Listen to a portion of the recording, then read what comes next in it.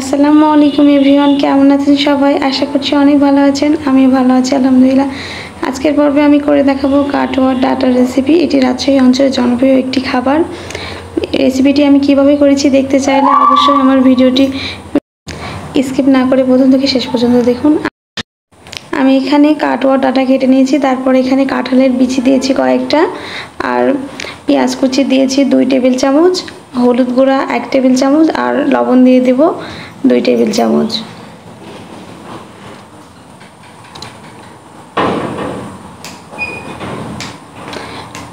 মরিচের গুঁড়া দিয়ে দিলাম 1 চামচ, দিয়ে সামান্য একটু পানি দিয়ে দেব। বেশি পানি দিলে আবার গলে যেতে পারে। এখানে আমি সামান্য ডাঁটাটা সিদ্ধ হওয়ার জন্য পানি দিয়েছি। তারপর এটা ডাঁটা আর কাঁঠালের বিচিটা সিদ্ধ করে নেব।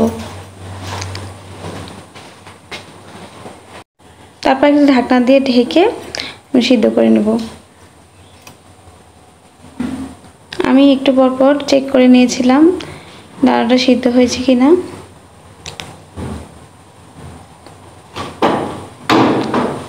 আমার ডাঁটাটা সিদ্ধ হয়ে গেছে। এখন ঝোলটা শুকানোর পালা। ঝোলটা শুকিয়ে গেলে আমি নামিয়ে নেব। তারপর এখানে আমি পরিমাণ মতো তেল দিয়ে একটা শুকনো মরিচ ভেঙে দিয়েছিলাম, একটা পেঁয়াজ কুচি করে কেটে দিয়ে দিয়েছিলাম, আর কয়েকটা রসুনের কোয়া দিয়ে দিয়েছি। কাটোয়া ডাঁটা দিয়ে কিছুক্ষণ ভেজে নিয়েছি। এই যে দেখুন আমার